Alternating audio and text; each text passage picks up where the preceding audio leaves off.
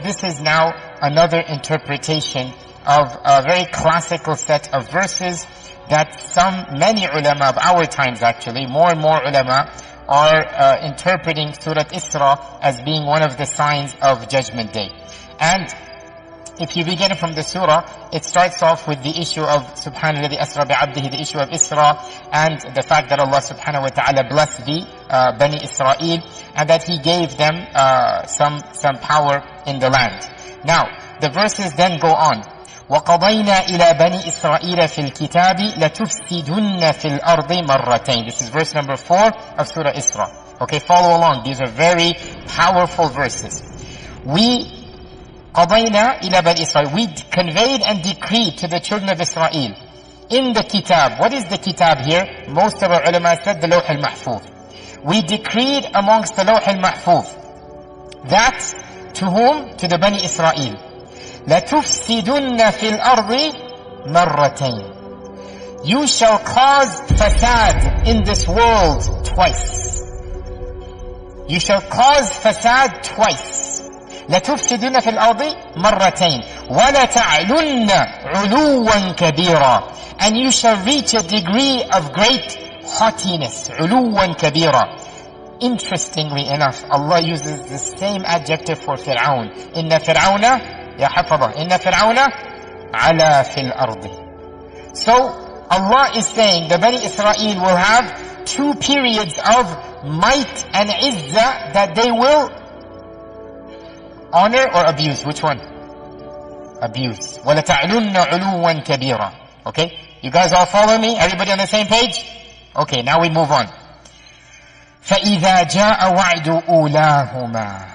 When the first of these two promises come, when the first time that you shall rise up, you shall be dominant, you shall have ulu and cause fasad. What is fasad? Fasad is corruption. Fasad is killing. Fasad is subjugation of people. Fasad is lots of chaos wherever you are. This is fasad. Wallahu la yuhibbul fasad. إِنَّ الْمُلُوكَ إِذَا دَخَلُوا قَرْيَةً أَفْسَدُوهَا. This is fasad. Fasad is caused by corrupt people, by evil people. So Allah is saying, when the first of these two times is going to happen, what is going to happen? فَإِذَا جَاءَ وَعْدُ أُولَاهُمَا بَعَثْنَا عَلَيْكُمْ عِبَادًا لَنَا أُولِي بَأْسٍ شَدِيدٍ. We shall send against you. An army will come, a group will come against you. They are our creation, our servants. عِبَادًا لَنَا. We created them, you didn't create them. عِبَادًا لَنَا أُولِي بَأْسٍ شَدِيدٍ. They have great military might. They are a strong qawm. They're not a weak qawm. أُولِي بَأْسٍ شَدِيدٍ فَجَاسُوا خِلَالَ الدِّيَارِ. And they managed to go and probe even into your houses. They're gonna go and all the way destroy all the way to your houses. وَكَانَ وَعْدًا مَفْعُولًا. And this was a promise that indeed took place. It is a true promise. وَكَانَ وَعْدًا مَفْعُولًا. Everybody clear so far? Okay? Now, ثُمَّ رَدَدْنَا لَكُمُ الْكَرَّةَ عَلَيْهِمْ. Then we gave you back a karra, a new chance. We gave you another chance. And we caused you to have a victory over your enemies. ثُمَّ رَدَدْنَا لَكُمُ الْكَرَّةَ عَلَيْهِمْ. So, from being subjugated, from being humiliated, what happened? You rose up again. You rose from the ashes and you developed power. And وَأَمْدَدْنَاكُمْ بِأَمْوَالٍ وَبَنِينَ. We gave you blessings. You now had a civilization, children, wealth. وَجَعَلْنَاكُمْ أَكْثَرَ نَفِيرًا. And we made you powerful in numbers. Your أَكْثَرَ نَفِيرًا means your manpower or your strength or your military might. All of this is allowed here, right? So you became a mighty nation. ثُمَّ رَدَدْنَا لَكُمُ الْكَرَّةَ عَلَيْهِمْ وَأَمْدَدْنَاكُمْ بِأَمْوَالٍ وَبَنِينَ وَجَعَلْنَاكُمْ أَكْثَرَ نَفِيرًا إِنْ أَحْسَنْتُمْ أَحْسَنْتُمْ لِأَنفُسِكُمْ. Ya Bani Israel, if you do good, it's only for yourself. You will do good. وَإِنْ أَسَأْتُمْ فَلَهَا. But if you do evil, it will be used against you. You have power. If you are faithful to your commandments, if you obey Allah, you will benefit yourself. Your nation will thrive. You will become more powerful.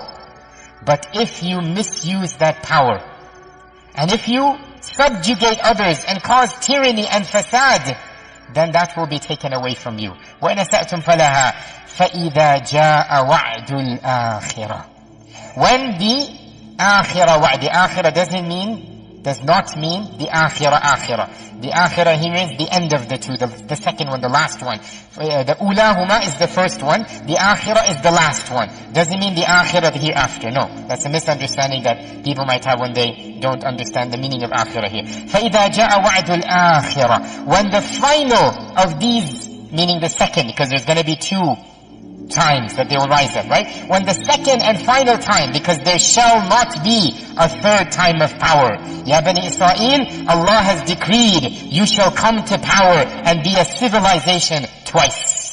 The first one, وَكَانَ وَعْدًا مَفْعُولًا. It is a done deal. The second one, when it shall happen, فَإِذَا جَاءَ وَعْدُ الْآخِرَةِ لِيَسُوءُوا وُجُوهَكُمْ. There is a missing phrase here, and that missing phrase, we should say it is understood by the context that Allah will send another group of people, and they will cause your faces to become sour.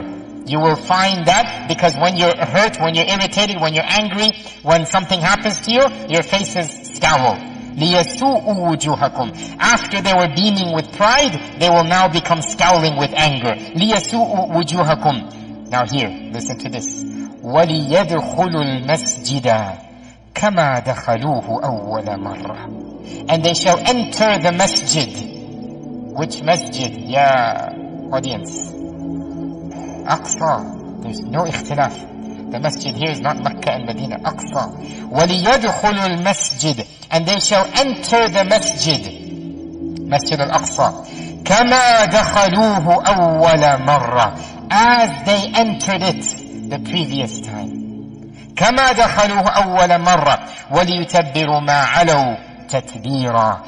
And they will destroy whatever you had taken over with your ulu, whatever you had done, whatever you had built, whatever had been constructed with your ulu, وَلِيُتَبِّرُوا مَا عَلَوْا تَتْبِيرًا. All of it will be destroyed and taken away. And then Allah subhanahu wa ta'ala says, عَسَى رَبُّكُمْ أَنْ يَرْحَمَكُمْ. Your Lord might have mercy on you. وَإِنْ عُدْتُمْ عُدْنَا. And if you go back to your evil ways, we will go back to our punishing of you. That's what it means here. If you go back to your evil ways, we will go back to punishing you. وَجَعَلْنَا جَهَنَّمَ لِلْكَافِرِينَ حَصِيرًا. And we have made Jahannam a place for the kuffar to reside in. Jayyid. Okay. Everybody followed the translation? Clear? Jayyid. Okay. You all understood the translation. Okay. What is the tafsir of this page of Surah Isra? So, here is one example that honestly so many of our modern scholars are rethinking through because the Quran is so explicit. So, you see where I'm heading with all of this. You all understand. Where I'm heading, there are dozens of modern ulama that have already said, I'm not the one saying it, but not a single alim 70 years ago held this view. How could they when the political world was very different 70 years ago? You guys know what happened 70 years ago. Not a single alim ever felt that this ayah is a prediction of the future. Every alim that I have read, I could have missed some, but 40 ulama that I've read, the classical mufassirin, everyone is considering these two been there, done that. From the past. And why would they not? Because in their time frame, the Bani Israel, there is no hope of another nation coming. They are scattered throughout the world. There is nothing that combines them. So they read these verses, they read history, and common sense. There's nothing to make fun of, nothing to dismissive attitude. I would have done the same had I been alive 100 years ago, 1,000 years ago. That's human beings. Don't make our ulama infallible. I can be wrong and they can be wrong. They can be wrong, I can be right, I can be right, they can be wrong. This is the nature of human beings. These ulama, pretty much all of them, they said what? These two ulu have already taken place in the past. Done deal. And then they differed, as is to be expected, because there is no ijma'. They differed which of these two. And some said That the first of these was the Assyrian exile of 722 BC, when the Assyrians attacked the remnants of the original kingdom of Israel that was founded by Talut and Dawood and Sulaiman, the ones who actually founded the original kingdom of Israel. It then splintered into two, and then these two disintegrated. One of them remained. One disintegrated, one remained. The one that remained was finally gotten rid of by the Assyrians who attacked them in 722 BC. And then another group came, and eventually the Babylonian expulsion took place under Nebuchadnezzar, Nebuchadnezzar in 597 BC. So this is one interpretation, that the first of them was 722 BC and the second of them was 597 BC. Others have said, and this is very popular as well, and this is the position of even some of the Tabi'un. Some of the Tabi'un, this was their position, that the first of these, the Ulahuma, is 597, when the second temple was destroyed. Maybe one day we'll have a longer history about the Bani Israel. There were two temples. The original temple of Sulaiman, that Allah Azza wa Jal blessed Sulaiman with, that the jinn helped him to build a magnificent structure that people could marvel at, because it wasn't built by humans only. So this was the jinn helped Sulaiman built the most magnificent icon in the whole world at that time. And this was destroyed in 722 by the Assyrian invasion. And then they built a second temple. And the King Herod built the other temple, which was then destroyed under the Roman destruction of 70 CE. 70 CE, after Jesus Christ, right? So, from 722, there was no temple. Then King Herod built the temple again, and it was there for a few decades. Then in 70 BC, the Romans came and destroyed the temple, and the Wailing Wall that we see today is the only remnants of the second temple built by King Herod. As for the temple of Sulaiman, nothing remains. Wala shay, nothing. What we have is the second temple, one wall, and that's the western wall, and that is the Wailing Wall that you know, that was built around the time of Jesus, and that is now the wall that they go and they worship at. So, many of our Tabi'un said, the first is the expulsion of Bukhtanasar, because Bukhtanasar massacred them. It was one of the main massacres of the Bani Israel, and he was somebody who basically almost exterminated them. Then they had to flee to various places in the world, and then in the Roman expulsion as well in 70 CE, another wave took place. Jayyid. This is the classical interpretation, that the two have already occurred. You understand where I'm heading with this? There is a modern interpretation that a number of prominent ulama from across the globe, and I mean there are a number of names, but most of these are not to the level that we understand. Footnote here, generally speaking, students of knowledge stick with the madrasa they graduate from. So if their teachers said it, they will remain that way. So to break away from the tradition is not something that is typical, understandably so, and I'm not encouraging that. So whatever your teachers taught you, whatever you read Ibn Kathir and Tabari and Zamakhshari and whatnot, you will stick with it and keep on replicating. Alhamdulillah, there's no problem. Some people are willing to rethink through and break away. Sometimes that's good, sometimes that's bad. I'll be the first to say, not every breaking away is good. And those ulama who tend to do this, obviously they have to face their backlash and whatnot, but at the same time, they're the ones who produce some very interesting ideas, such as what I'm about to say.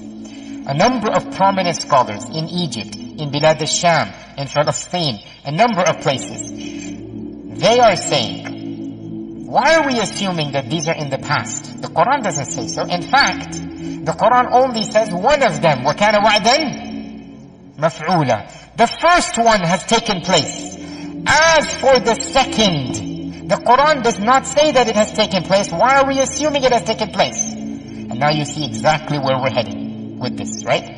So the first one would then be, most likely, the first destruction of the temple. That was when the glory of the original kingdom completely gone.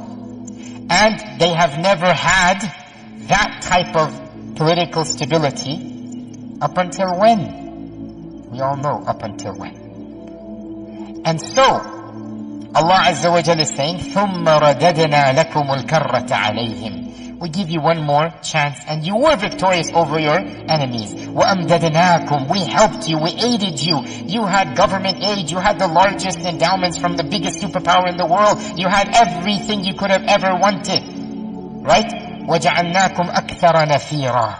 You couldn't have asked for more. With all of this, what did you do? إِنْ أَحْسَنْتُمْ أَحْسَنْتُمْ لِأَنفُسِكُمْ. If you acted properly, that would have been for your own. وَإِنْ أَسَأْتُمْ فَلَهَا فَإِذَا جَاءَ وَعْدُ الْآخِرَةِ. So then when the second time comes, لِيَسُوءُوا وُجُوهَكُمْ, means there's a missing phrase like we said, another group will come.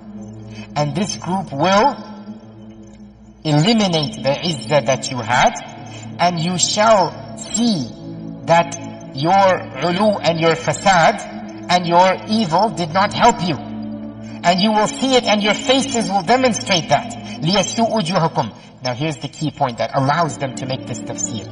وَلِيَدْخُلُوا الْمَسْجِدَ كَمَا دَخَلُوهُ أَوَّلَ مَرَّةٍ. The group that is being referenced here, it is not alien to Masjid al-Aqsa. This group has already conquered Masjid al-Aqsa at some previous point in history. And now they are conquering it again. وَلِيَدْخُلُوا الْمَسْجِدَ كَمَا دَخَلُوهُ أَوَّلَ مَرَّةٍ. Who conquered Jerusalem once before and wants to conquer it again? So this was a complete different long tangent that needed to be done when it comes to Ashrat al-Sa'ad, the signs of judgment.